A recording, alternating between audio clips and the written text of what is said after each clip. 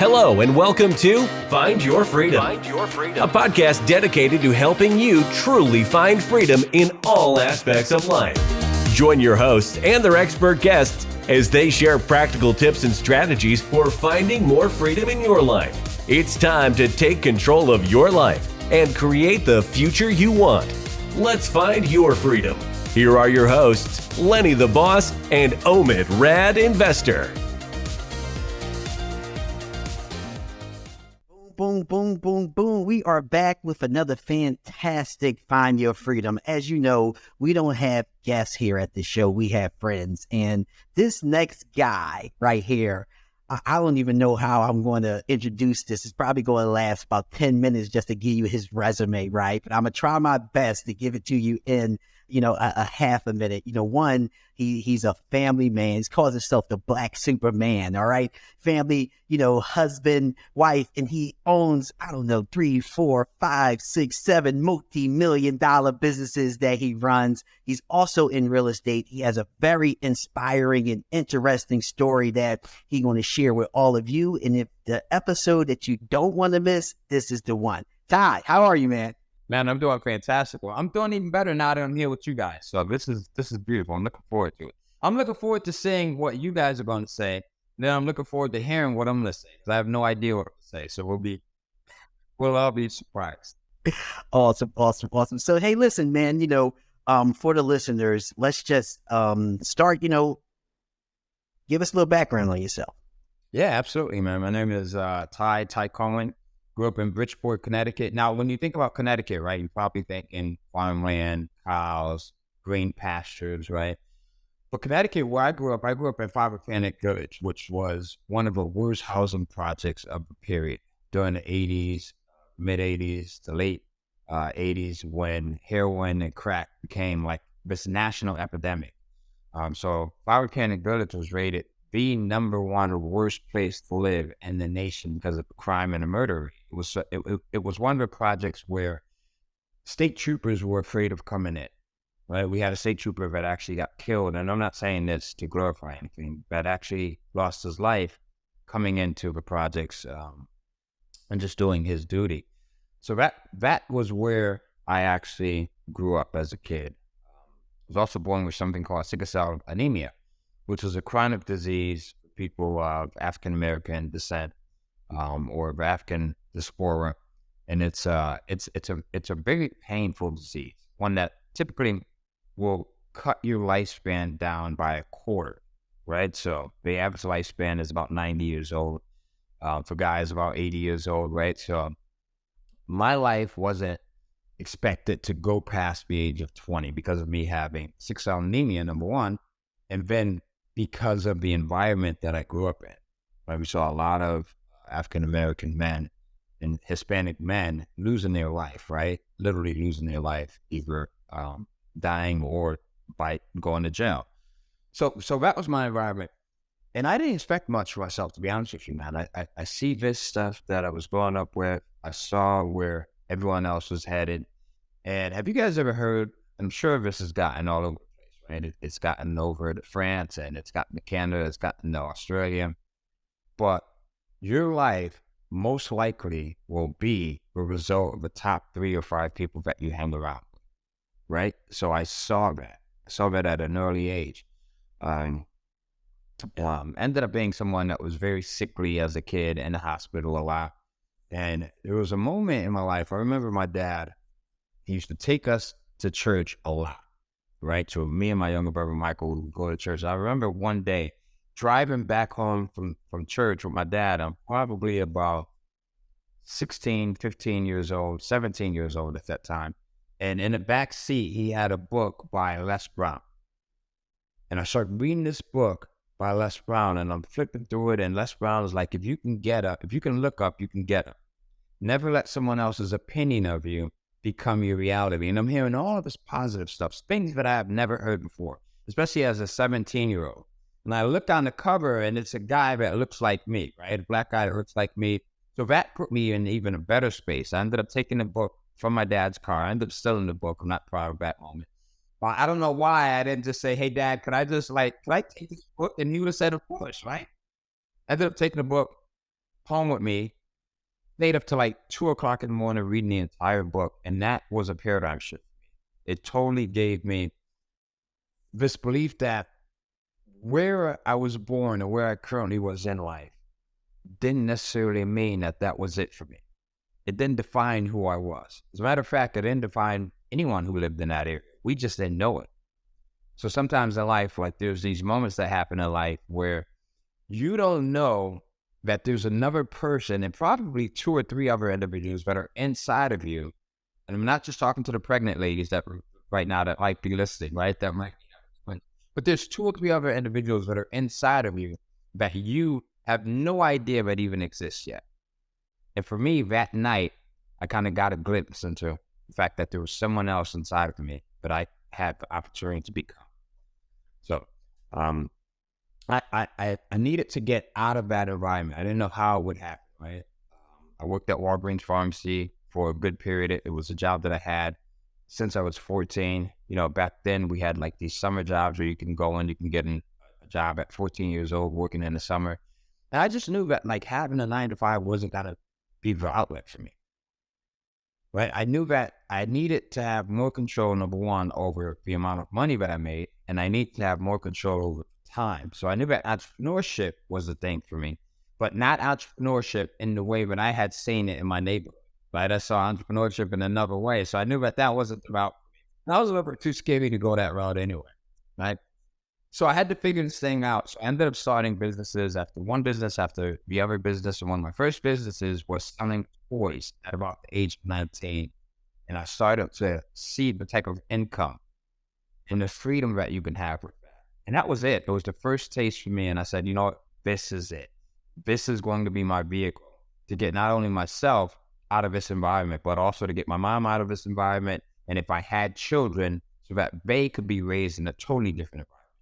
Right? It was it was this mantra of if it's to be, it's literally up to me.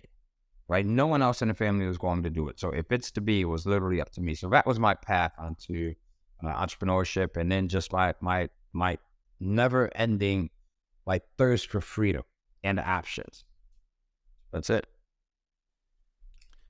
Wow. Like, where do I begin? I mean, that's like such an inspiring story. And I think, I want to kind of unpack that a little bit. So, like statistically, when you look at statistics, like somebody coming up, from in that kind of neighborhood, they never get out. Or even just like the health conditions that you've had to overcome. So like from a mindset perspective, what, I guess, I know you read the book by Les Brown, and you had a little bit of experience with the toys. What I guess took you to the next level, or like how did you build on these stepping stones in order to kind of get to where you were?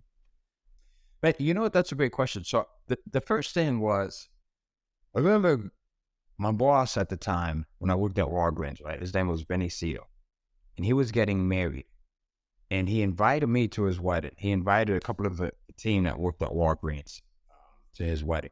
Now I lived in Bridgeport, Connecticut. He lived in Fairfield, Connecticut, which was maybe about 15, 20 minutes away.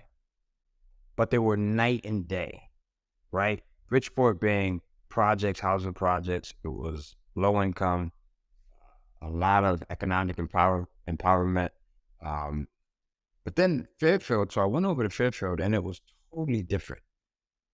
And I said, like, there's this totally different world that's just 15 minutes away. Now, what's the difference in the people?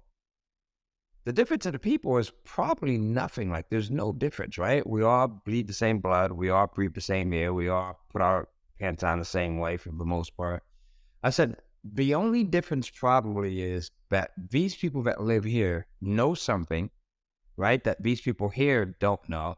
And then these people here probably, the things that they know will pass down from generation to generation. Like that has a big effect on when you look at families, when you look at cultures, it's typically the things that are passed down generation to generation, number one, right? And those things could be just the knowledge about finances. It could be the knowledge about having a desire. It could be the knowledge of, what does it look like to take care of your family as a man, as a woman, right? So it's like, if I start to look at the things that they know and start to practice them, then I could probably have a similar result. The other thing was, you have to have a dream, right? So the thing that I noticed where I came up, and not to take anything away from anyone, is most people were comfortable with being in that position, right? Most people were, even when I worked at Walgreens, I looked at my fellow teammates and they were fine. They were comfortable with getting the 9-to-5 paycheck. They were comfortable with getting their paycheck on a Thursday or Friday, whatever it was. And then living that paycheck, and what I mean by that is living it, and then the next week, totally back to zero for the most part, which is where we get the phrase living paycheck to paycheck, right? And then being happy with it. And I made the decision that I needed to be like uncomfortable with that. I needed to be dissatisfied with that because there was so much more. And evidence was that there was so much more. It was just like, how do you set the goal to get there, number one, and then how do you work towards getting it? So for me, that was going to that wedding. And I still credit that for the change in my life now, because sometimes it's just one thing. It just takes one thing. It may be a book. It may be someone listening to a podcast like this. It may be you traveling outside of your side of town or your city or your state or your country to get like that epiphany. And then if you take that aha moment and you run with it, major things can happen. So for me, it was going to the wedding. And then literally, I can't tell you, I can't even tell you what happened at the wedding. I can't even tell you who the hell he got married to. Because I'm dreaming, at this point, I'm dreaming of the possibilities. And I went back home and I said, that is it. And then I started to work on it. And of course, things don't happen overnight, right? So I spent weeks and months and years and decades working on that journey of how do I become the individual that can sit here and tell a story so hopefully I can inspire others and let them know that it just takes one moment. And that moment is seeing something that inspires you, and then you making the decision to say, I have to change something. This is not it. I'm not satisfied with this. I'm unsatisfied with this thing. Right? So for me, that was it.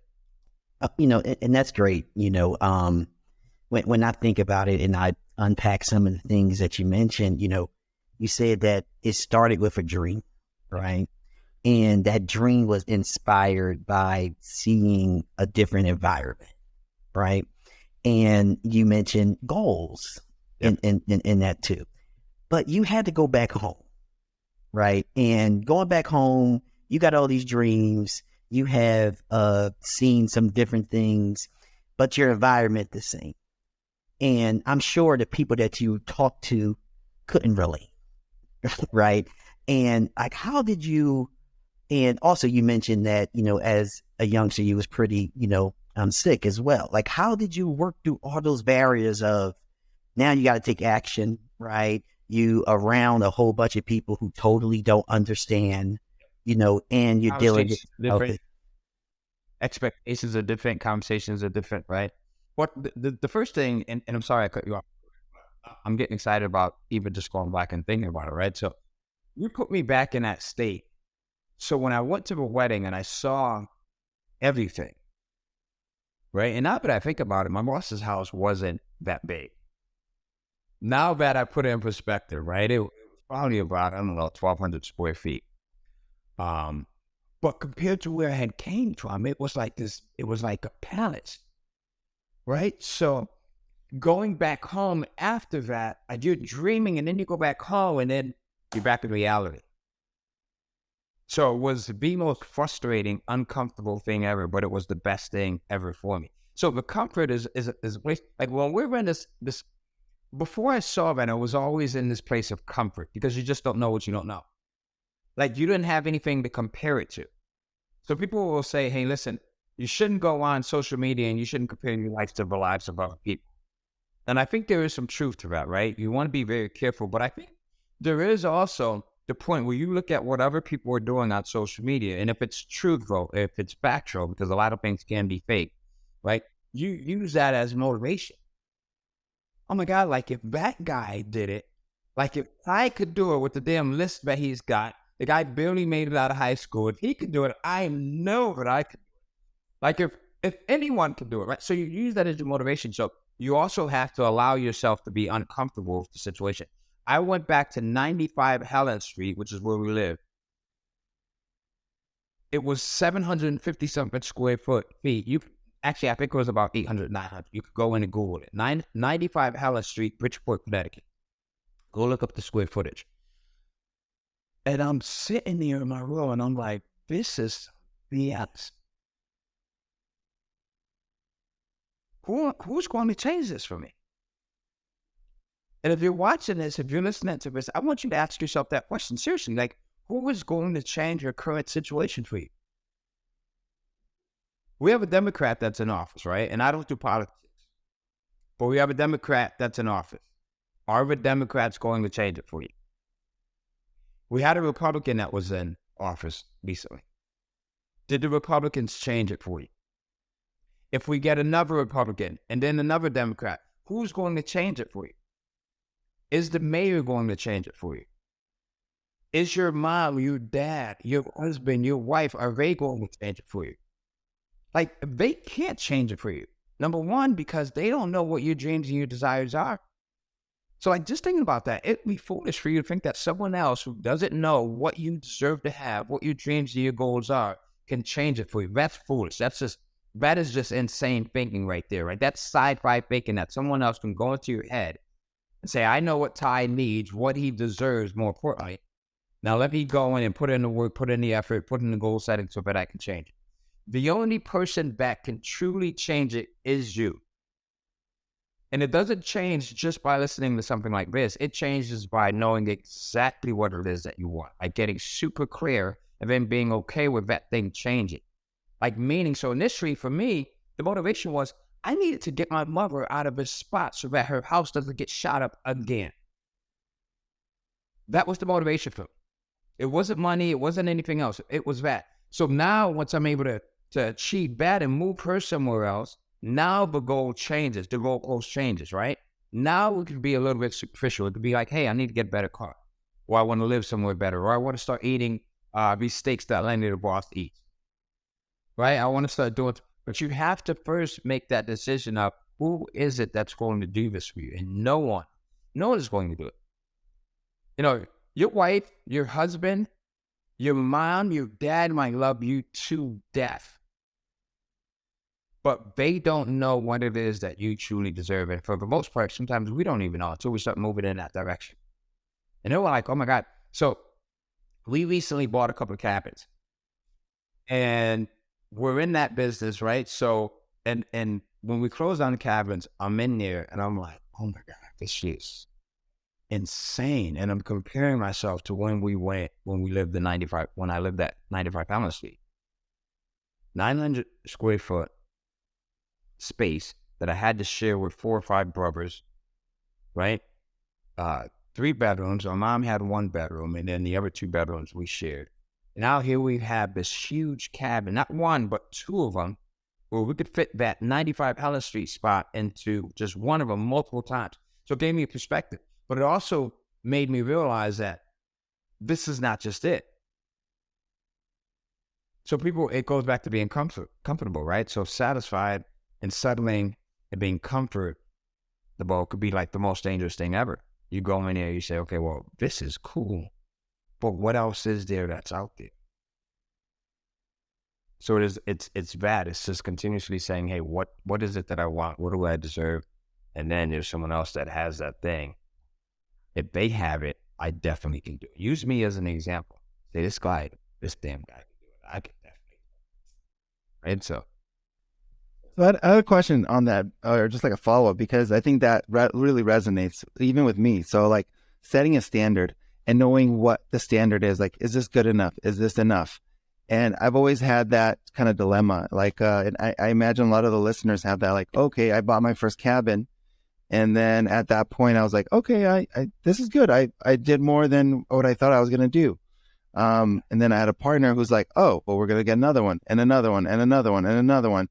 But somebody like me, when I first got into it, it was like, oh, okay, I got the 1, I got the 2, I'm good. How do you know where the ceiling is, or how do you kind of gauge that? And, or like, what sort of advice do you have for somebody like that has that kind of mindset? yeah, absolutely. That's a great question right there. A question that many people actually don't answer or ask. So at some point it stops being about you. And then it starts to become about other people. right? So for me, it was getting my mom out of that environment. And then it was about me, right? The superficial things, but the material things, right? And then as I started to have a family and children, it then became about the children. It became about the family, right?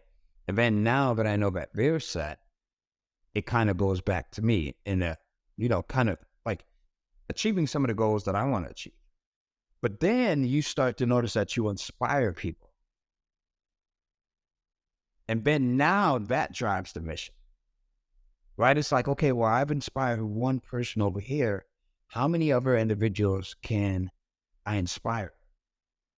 It becomes more of this altruistic thing where it's the greater good for the greater amount of people, right? So when I first met you, Omid, and I met you through Lenny, we went out to dinner, we were hanging around, and I didn't say much, but I was inspired. Like, it was another Fairfield, Connecticut moment for me. Like, oh my God, these guys are doing it like these and they're crushing it. So you inspired me, and then now the thing that we have to be careful of is thinking that we only inspire the people that share that with us, that say, hey, you've inspired me. Because for every one person that might say it, there's probably about 1,000 others that are thinking it, but just either don't know how to articulate it or ego won't allow them to say it. Like, very few people will say, hey, dude, like, man, you really inspired me. Everyone wants to think that they're the genius and they figured it out on their own. So that becomes your mission at some point. And that helps you to now push forward a little bit more. Because now you're showing other people that, hey, number one, I've done it already. It's not as hard as it seems. I can be your source if you have questions, right? And then, listen, I've made the mistakes already. Like, I've made a gazillion stupid mistakes. I'm sure you've made a gazillion stupid mistakes. Lenny has made a gazillion stupid mistakes, right? So now you can come, if you truly are a helper and you want to help someone, you're giving them things that will get them from A to Z much quicker than you got there. And they're probably able to cut that time in by half, right? So for me, that's the motivation now. It's now being able to reach people using platforms like this, being able to reach people who may see me on social media, may see me on YouTube, may see me out and about, and they don't want to come up and say, hey, Ty, can you give me help? So now you've got all of these other outlets where people can go in and they can kind of lurk, right? And they can kind of spy on you and they can get the help at the same time. That's what social media and that's what podcasts and that's what YouTube does, right? It's the individual. I used to be super introverted. So there was no way I'm going to go up to a person that had the answers and ask them for it. YouTube allows you to go in and get the answers from almost anyone now without even having to go in and directly ask. So, the mission of when do you know if enough is enough is there's two answers to that. And you're probably like, hey, Ty, you didn't answer that already? Like, the first answer is, when do you really feel that in your heart? Which is a game, right? Because your heart and your mind will play tricks on you. Your mind will say you're satisfied, dude. Like you're doing twice as good as you've ever done. Don't be greedy. You keep going, then your family is going to start judging. Your friends are going to start judging you. Right? So listening to your heart and truly tuning in and pushing forward. And then the second way that you'll know is when people stop asking you questions. When they stop coming to you for information. Because at that point, then you've lost sight of a mission. And the mission is why you really got into this thing for, initially. That's it. That's super, super inspiring. And, for the listeners, listen, he's saying it, if it's meant to be, it's up to you. Now, the thing here is it's about finding your freedom, right? And you gave us a lot, to think about in your road. Well, fast forward the story a little bit. I guess tell us, about a couple of your businesses that you run. Obviously, you're a real estate investor as well. And tell us, about your life a little bit today, so you can start there. That'd be cool.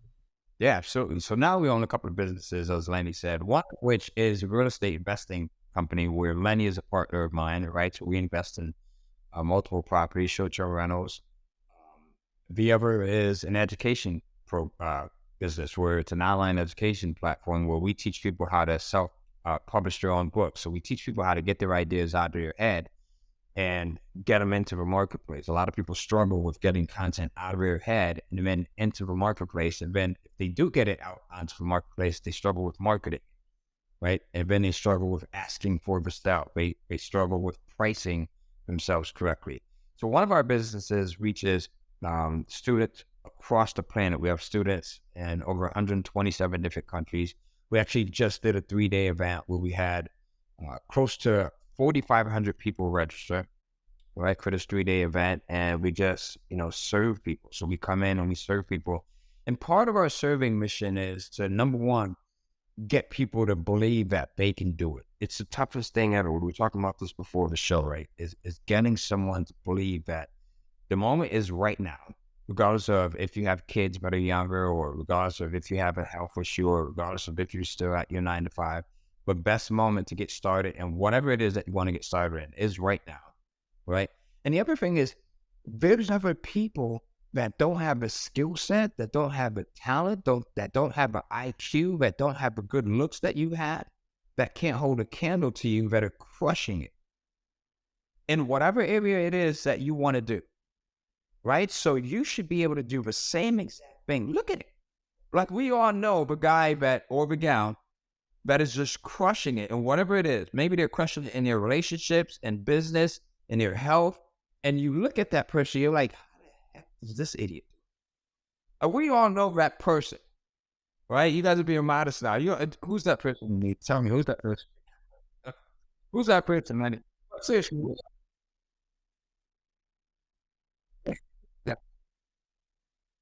Yeah, we all know that person, right? The only difference between that person and you is that person just said, I'm going to decide and I'm going to jump out and I'm going to do it. That's it. They put down the remote control. They got out of their head. They got past the fear. And here's the thing. No one ever gets past the fear.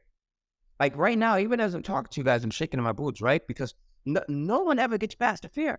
If you are human, if you're not a robot, the fear is always going to be there. The thing that's also going to be there every single time is the lack of confidence and self-doubt. The self-doubt is, I don't care if you're looking to take swimming lessons, right? Which I've been doing recently. I don't care if you're starting a podcast. I don't care if you're going in and you're looking to buy your first apartment or your first, multi-family. I don't care if you're going to start your business or if you're going to propose. But self-doubt is always going to be there. What if she says no? What if I publish this thing and no one listens? No. What if I start my YouTube channel and I get 5 or 6 likes? But what if I go in and I invest this money in my short-term rental and no one rents for me? Then I got to hear from the in-laws. I got to hear from, my family. I got to hear from the friends. Everyone, stupid. I just told you not to do it. Right? So all of those scenarios are playing out in our head. It's up to us to say, you know what? Man, I don't know how much time I have at this life. Let me just push past it anyway. So the fear and the self-doubt, if we realize that we're not alone in the fear and the self-doubt and the lack of confidence and that everyone on the planet has those same issues, then it makes it so much easier for us to push forward. Right? And we start all over again. Like a tree has no option but to be a tree. A lizard has no option but to be that's all they know. A maple tree can just stand there. Us, we can go in, we could screw up, we can make the mistakes in whatever area it may be, and we could start all over again at any given moment. Right? So I think that's the biggest thing. So I think there's the tolerance for people as far as their discomfort, it varies. And I think there's a lot of statistics around people who are the most successful are the ones that kind of jump into things without having to know everything. And so what sort of advice would you give somebody who is the opposite, who has to know everything or is before they jump into anything? And how do you overcome that, I guess, barrier? Because I think that's a big barrier for so many people. Yep. That's a great question. Change your identity. So become someone totally different. Look at an individual that is really good at just moving forward. And now, so it's analysis paralysis, right? It's the procrastination. It's the overanalyzing, the overthinking things, right? So we all know someone that's the total opposite of us. And typically, here's the thing. If you're married, it's probably your spouse that might, because opposites attract, right? So, as I said, I'm pretty introverted. My wife is the extrovert. She's the female Lenny the boss, right? Hopefully she's not going to listen to this. I'm better with money than she is, right? So I'm a little bit more calculated before I spend. She's going in. If she sees the green Gucci bag, she's not looking at the price tag or anything. She's just going in, right? So look at your spouse and see what it is that they do and adopt the habits, because they've already figured it out to some degree. There's always someone that we can model. Look at the person that you can model and then just like really become an actor or an actress and embody their personality in that area that you need to get better. That's what I've done for every time. And I find someone that is a better husband than me or seems to be, right? A better father. I'm just going in and I'm adopting their personality. I'm like, the dude might go in and he might touch his wife's arm a couple of times, right? So now guess what? When I get back to dinner with my wife, I'm touching her arm a few more times, right? So I'm modeling. So we have to get really good at modeling other people. And then we really start to fall into better identity and it becomes our habit, right? So there's a really good book on that. It's called Atomic Habits. So the book Atomic Habits talks about how we can go in and we can, number one, identify the habits that we currently have, because sometimes we have these habits that don't serve us, that we live with for years and decades, and then we could switch those habits at any given moment once we know what the reactors are. So Atomic Habits is a great book. That's great. Hey, super inspirational, Ty. You really are. And I know you, and I'm still at all, right? If a person only had 2 minutes to listen to you, right? What would you say to that person? Well, I would say to do it right now. Whatever it is that you're thinking about doing, I would say to do it right now. And if doing it for yourself is not enough, right? Do it for the people that are closest to you. Now, I know that there's some people who have no one. I got a good friend of mine, Sharon Worsley, up in Canada, who attended the event this past week, and she has no family at all, right? So her and I had this conversation, and I'm like, Sharon, you are a people person. You love people. Do it for the people. Do it because you can inspire other people to really become the greatest that they can ever be. I'll share something with you guys really quickly, right? So I also teach digital publishing, right? How to publish digital content that you could sell online. So I've taught this to literally well over 100,000 people across the planet. But the most important individuals that I've taught it to are my own children. So I've taught this to my 18-year-old son, Tyra. And last week, him and I were having a conversation, and he says, Dad, this digital publishing stuff, I also have been teaching it to my friend Marshall and Gambayel. These kids are 18 and 17 years old.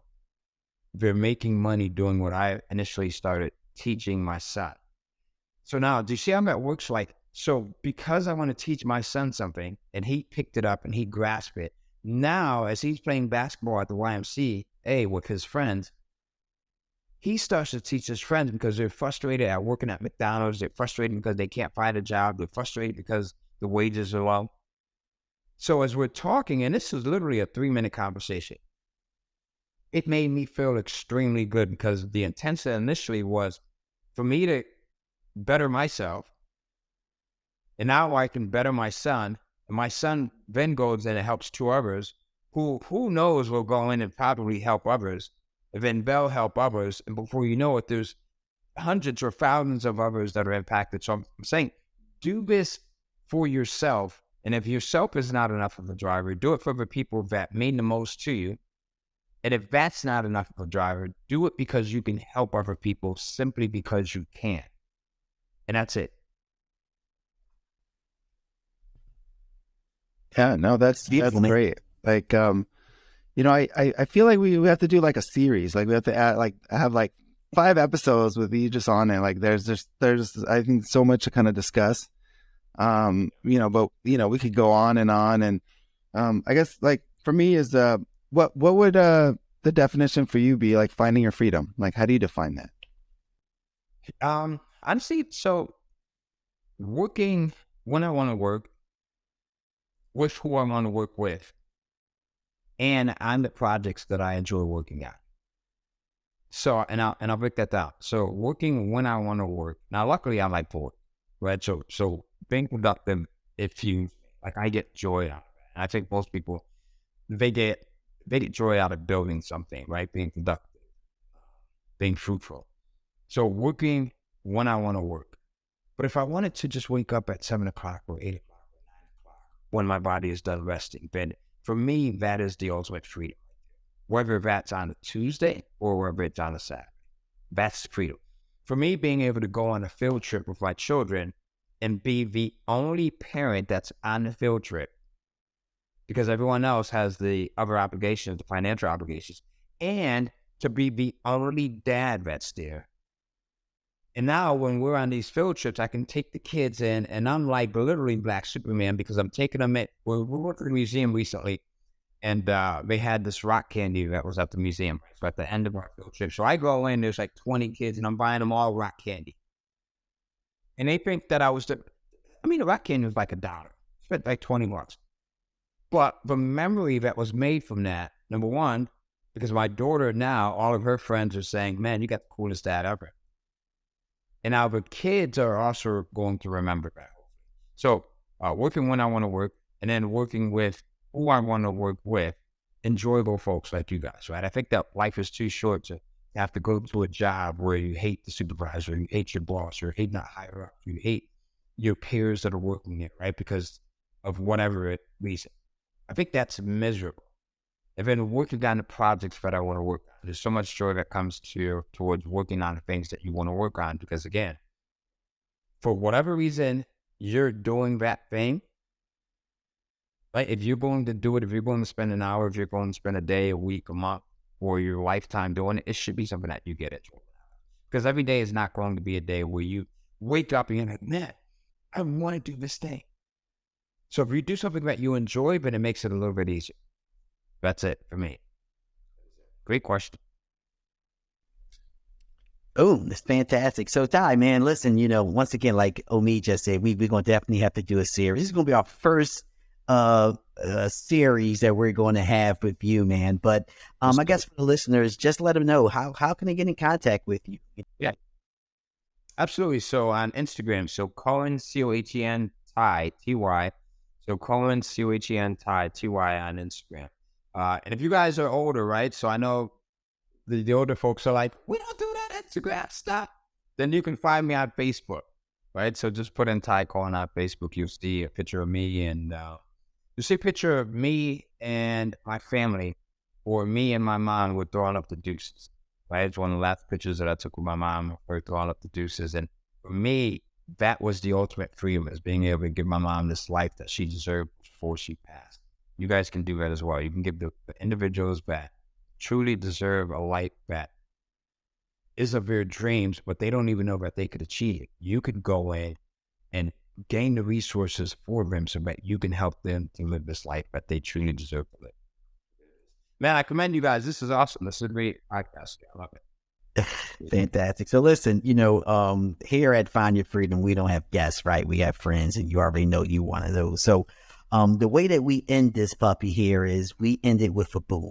Do a countdown, 1, 2, 3, boom, right? So the objective here is, individuals are going to be listening in their cars. People are going to be at the gym. We want to break, car stereos. We want to make sure we rupture people eardrums with this boom. So let me know if you can help us do that. Let's do it. But disclaimer, if anybody gets into an accident or anything, my insurance doesn't cover that. Let's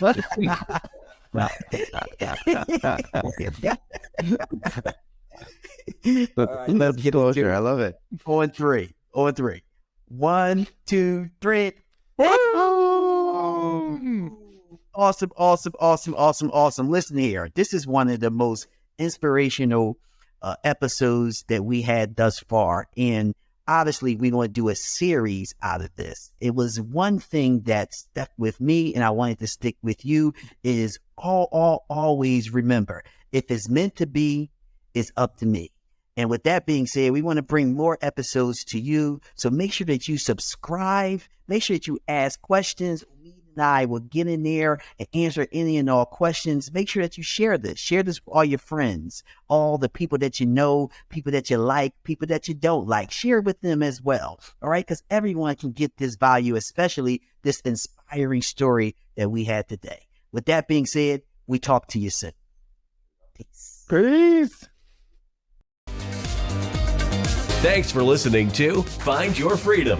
Be sure to subscribe wherever you listen to podcasts. While you're at it, please help us spread the word by leaving a rating and review and sharing the podcast with friends, family, and colleagues. Until next time, get out there and find your freedom.